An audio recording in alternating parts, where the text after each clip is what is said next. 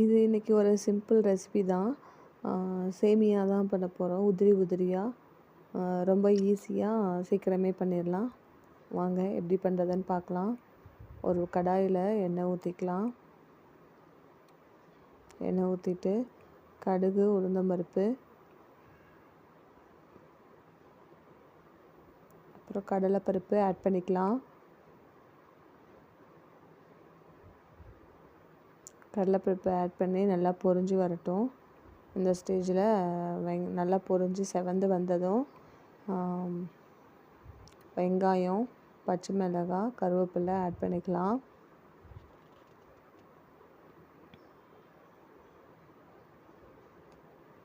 இது நான் இன்றைக்கி அணில் சேமியா தான் பண்ண போகிறேன். அதுதான் எடுத்திருக்கேன். வெங்காயம், பச்சை மிளகாய், கருவேப்பிலை ஆட் பண்ணி நல்லா வதக்கி விட்டுக்கலாம். நல்லா வதக்கி விட்டதை நான் இதில் உருளைக்கிழங்கு மட்டும் ஆட் பண்ணியிருக்கேன். வேணுன்னா நீங்கள் ஒரு தக்காளி ஆட் பண்ணிக்கலாம்.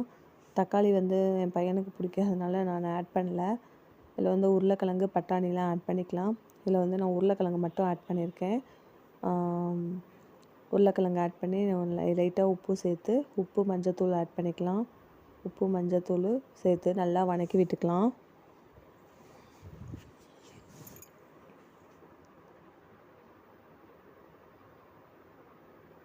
பாருங்கள், மஞ்சத்தூள், உப்பு ஆட் பண்ணியிருக்கேன். நம்ம இதில் மிளகாத்தூள் எதுவும் ஆட் பண்ண தேவையில்லை. நம்ம மிளகாய் தான் காரத்துக்கு யூஸ் பண்ணியிருக்கோம்.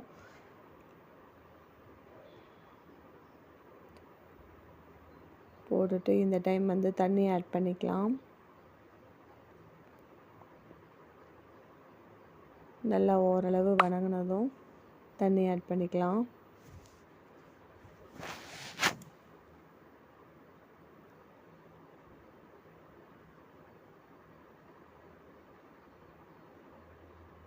தண்ணி ஆட் பண்ணி உப்பு பார்த்துட்டு மூடி வச்சுருங்க.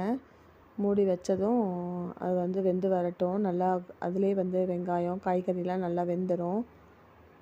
நல்லா பாருங்கள், நல்லா கொதித்து வந்திருக்கு. உருளைக்கிழங்கும் வெந்திருக்கு. நான் எடுத்து இப்போ செக் பண்ணேன். நல்லா வெந்துருச்சு. நல்லா உருளைக்கிழங்கும் வெந்தோடனே இந்த டைமில் சேமியா ஆட் பண்ணிக்கலாம்.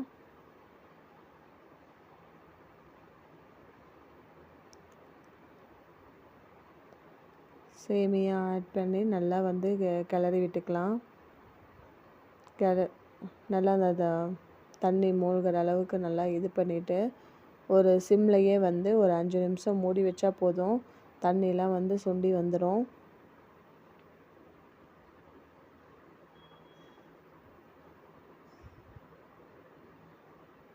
ஒரு 5 நிமிஷம் மூடி வச்சுட்டேன்.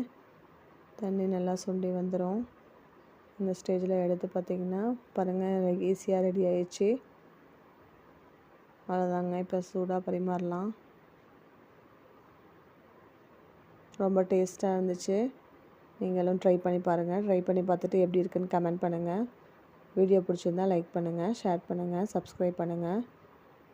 மகிழும் மனமும் நிறைந்திருக்கட்டும். தேங்க்யூ.